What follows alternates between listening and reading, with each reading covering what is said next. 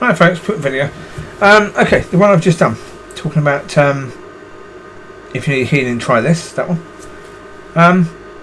Yeah, well, as I say, I was just speaking to God about that and just saying, well, if I was in a church and people have been prayed for before and not received healing, then, or people just needed healing,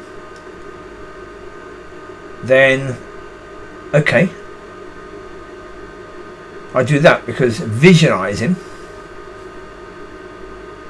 could be a good tool to help people to receive. So therefore help people to visualize so that they can see themselves receiving it and therefore receive it. Well, because if people's faith isn't necessarily up to the level, then visualizing it is another way that they can actually receive their healing. And I think that's what basically God was telling me, that if you can help people to visualize it, then you can help them to receive it. Because actually that's one of the points that I made, I think, in a previous video, that if you are with someone, you can talk to them about that, and you can talk to them about by his stripes you're healed, and visualize the stripes, visualizing getting back up without any stripes, and then at the end with full of stripes. And he got back up because of the fact that had he not got back up, you would not receive your healing. So of course that in itself is helping people to visualize. And so it's just basically taking that to the next step. And it's like, well, if that would work in church, because I've said to people, do that, why not online? Because saying to people do that, it doesn't involve laying on of hands. It doesn't involve me laying my hands on them at all. It's just between them and God. Because again, do we need to lay hands upon people? No. No, we don't. Again, that's another point that is from baby belief, because it's a hands-on experience, isn't it? And seeing it done, that is passing through me to them, through me laying hands upon them. But you don't need to do that in any way, shape or form. Well, because when the soldier's child, I think, was sick, he asked that the Lord just say a word and healing would be done automatically, because he's commanded it, that no laying of hands would be needed. It'd be by word. Well, if it can be by word, it can be by visualization and just receiving.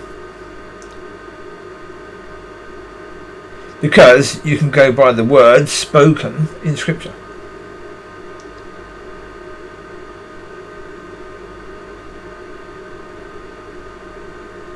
So you can mention those words, so the word has already been given, and now they visualize it in their mind should be more powerful,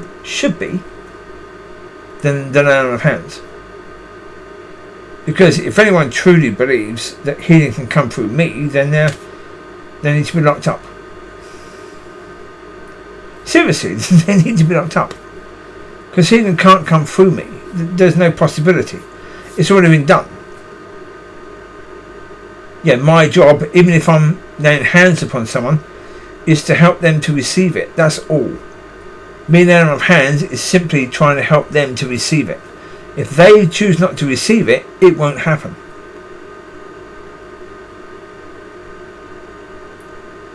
So it's all about receiving. So, any way you can help someone to receive that,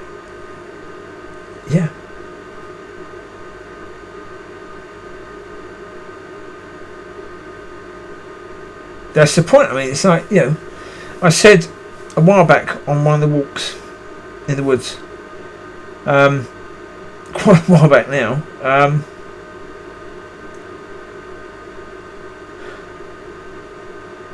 you've got to keep going to Father and say, what's next?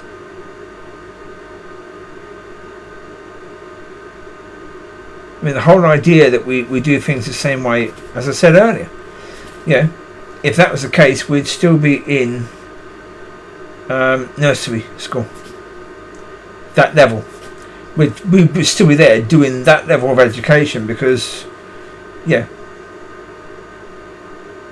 if we're doing something that's working, then we don't need to change it or improve it or do things any differently, then our society would be nowhere near where it is.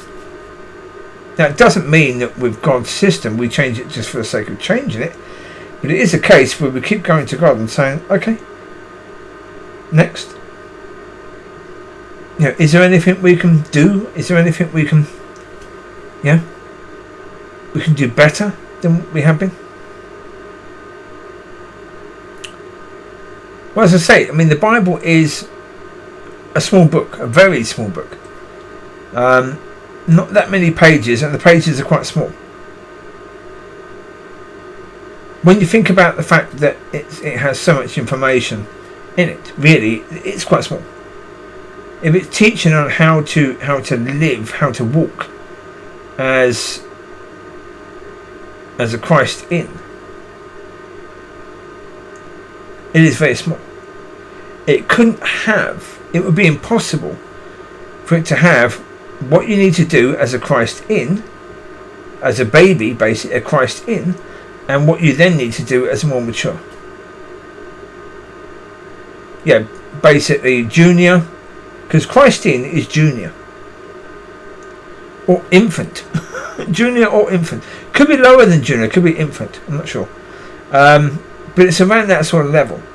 So when you've gone past that, you should be doing things in a different way. You shouldn't be looking to those answers as the way you do things as a more mature person. Because, the scripture doesn't talk about walk by knowledge. It says walk by faith. Well, once you get past that childlike, that baby stage, you should be walking according to knowledge more than you're walking according to faith. Or that should, you're walking according to knowledge should catch up with you walking according to faith, and that should be on the same level until you start passing the walking according to faith. And so you're more walking according to knowledge than you are walking according to faith. That should be the case with every single believer. Now, obviously, well, as I say, if you go through Yeshua to be a son of God, to a relationship with Father, to a proper relationship with Father, then you become a baby again.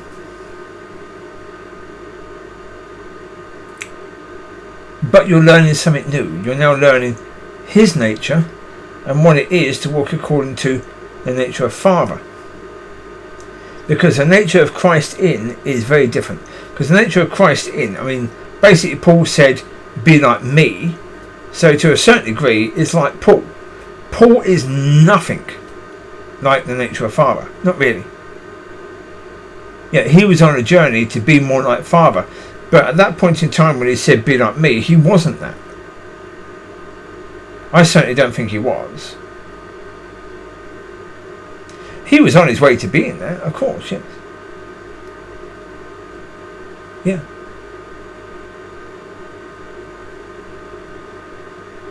Although again, I don't know exactly what time of his life he said that. Yeah.